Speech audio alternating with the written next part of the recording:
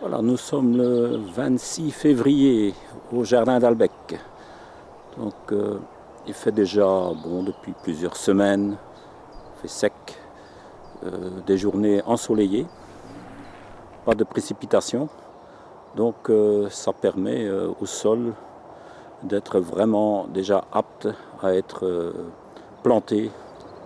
Donc ça nous permet d'avancer dans la saison. Donc c'est même très tôt la saison. Souvent il faut attendre mi-mars, parfois fin mars, avant de pouvoir mettre le pied sur le sol, tellement les sols sont gorgés d'eau. Ben ici, cet hiver, on n'a vraiment pas eu énormément de précipitations. On a eu des périodes neigeuses, donc des périodes avec 6 à 12 cm de neige. Donc ça permet quand même d'avoir une certaine quantité d'eau dans le sol. Mais j'ai l'impression qu'au niveau des nappes phréatiques, il n'y a pas encore grand-chose qui est venu alimenter ces nappes.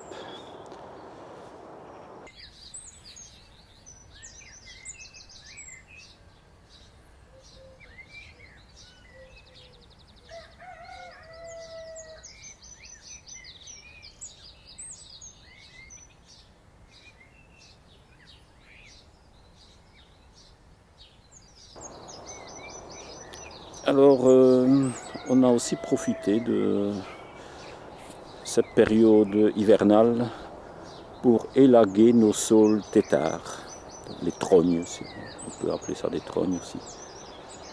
Voilà, donc on procède ainsi tous les 5 ans. Donc on peut voir là les rondins qui sont posés verticalement contre les troncs. Donc ça permet de récupérer un peu de bois de chauffage, malgré que c'est un bois de piètre qualité. Mais disons que ça permet quand même de se chauffer un peu.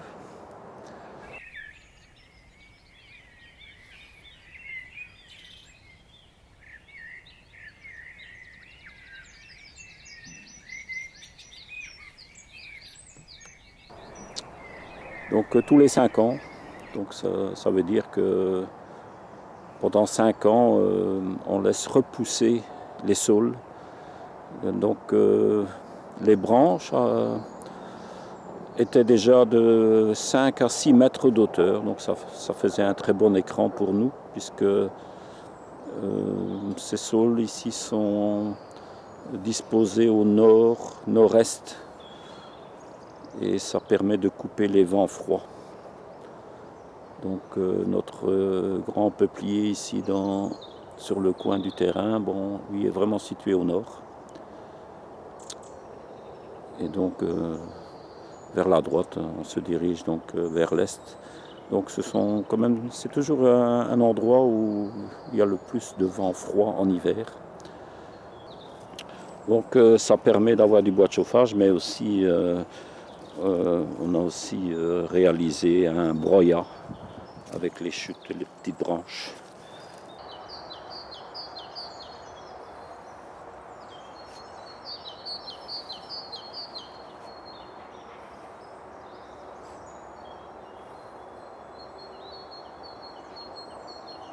Et tout ça, ça viendra aussi alimenter notre sol.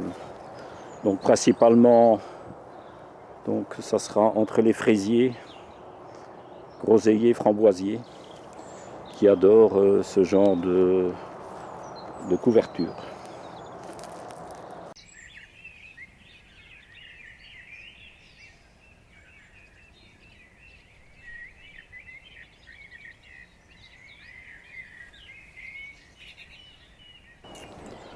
Tout doucement, les fraisiers sortent aussi de leur dormance. Donc on leur a bien mis un bon paillis de broyat autour d'eux. Et voilà, on peut voir que le premier bouquet de feuilles sortent, malgré que nous sommes encore en fin février.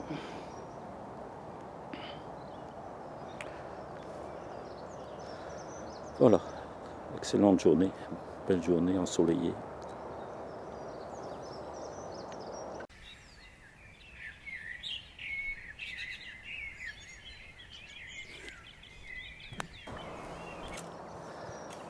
Voilà, tout doucement on prépare les terres et voici Bernard à l'œuvre. Bonjour Bernard. Michel, Ça va, en forme? ça va, oui. Alors on commence à nettoyer un peu quelques bandes de culture. Oui, oui. Donc ici il y avait eu quoi? Des choux, Des c'est choux ça? aussi, oui. Ouais. Donc en fait, voilà, Bernard a récolté le reste des pieds de choux. Donc enlever tous les trognons.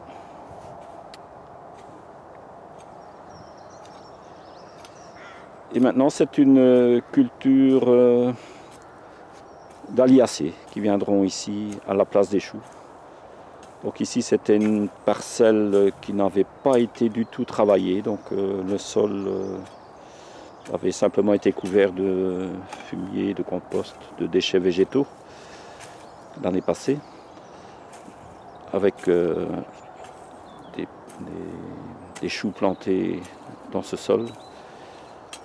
Et ici cette année, donc ce sont les Aliacées qui viendront à leur place. Donc on passera un coup de fraise au motoculteur pour dire d'ameublir le sol et de réaliser des buts de culture. Donc on a vraiment adopté ça ici pour les Aliacées parce que ça nous donne beaucoup d'avantages. Donc les Aliacées n'aiment pas trop l'excédent d'eau, donc aiment bien pousser dans une terre un peu plus sèche que les autres légumes. Et voilà, ça permet de réunir ces conditions pour eux. Donc bien sûr, culture, donc bande de culture avec des bulbes, mais aussi associée avec des légumes racines, c'est-à-dire carottes, panais, éventuellement betteraves rouges, scorcenaires, chicorée de Bruxelles, donc les chicons. Donc tout ça vient se semer par la suite entre les buts d'Aliacées.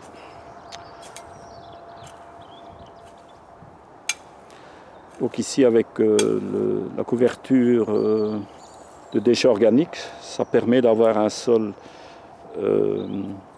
enrichi mais pas avec une fumure fraîche. Donc tout cet apport d'engrais a été digéré, a été utilisé par les choux. Et maintenant, on n'y ajoute plus rien. Simplement un peu de cendre de bois pour apporter de la chaux et de la potasse. Donc tout ça, c'est favorable à la culture des Aliacées.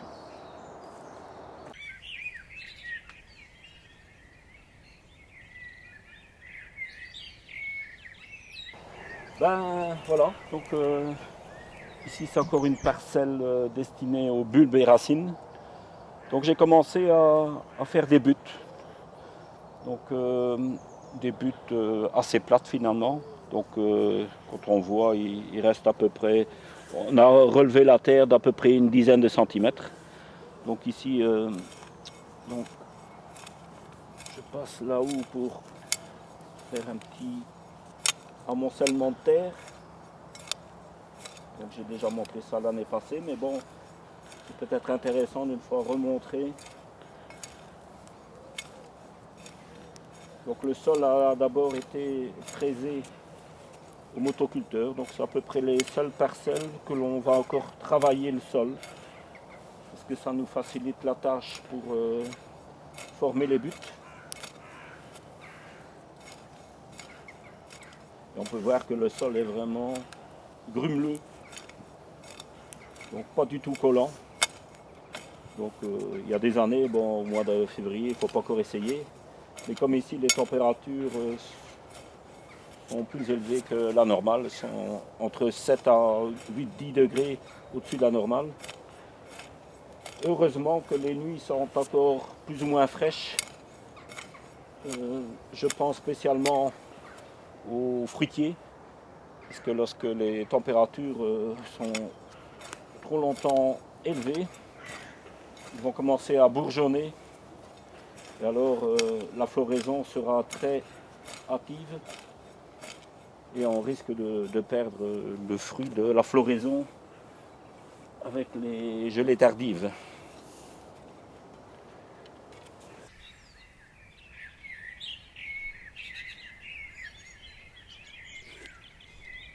Voilà, donc après avoir formé la butte, il faut absolument la fermir avec le dos du râteau. Parce que l'oignon, l'échalote aiment bien être plantés dans un sol ferme, donc pas trop lâche, la terre ne peut pas être trop souple, sinon l'enracinement est plus difficile. Alors bien sûr, les oiseaux pourraient plus facilement les déterrer. Donc finalement, avec le dos du râteau, on arrive vraiment à aplatir la butte. Donc au départ, on a peut-être une quinzaine de centimètres. Mais au final, lorsqu'on a vraiment affermi le tout, la butte n'aura plus qu'une dizaine de centimètres d'hauteur. Donc c'est nettement suffisant pour mettre nos cultures à l'abri de l'excédent d'eau.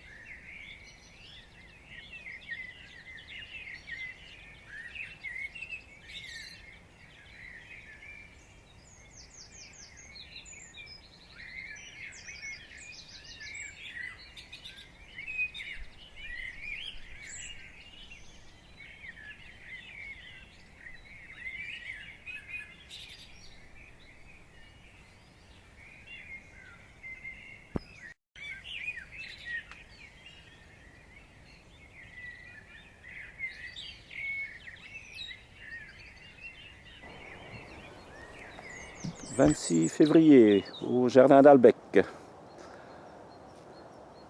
Bonjour Foy. Bonjour. Alors, on est tôt cette année pour planter les oignons. Ouais. Donc voilà, donc on avait mis ça au point l'année passée. Donc une petite technique pour planter les oignons par 3.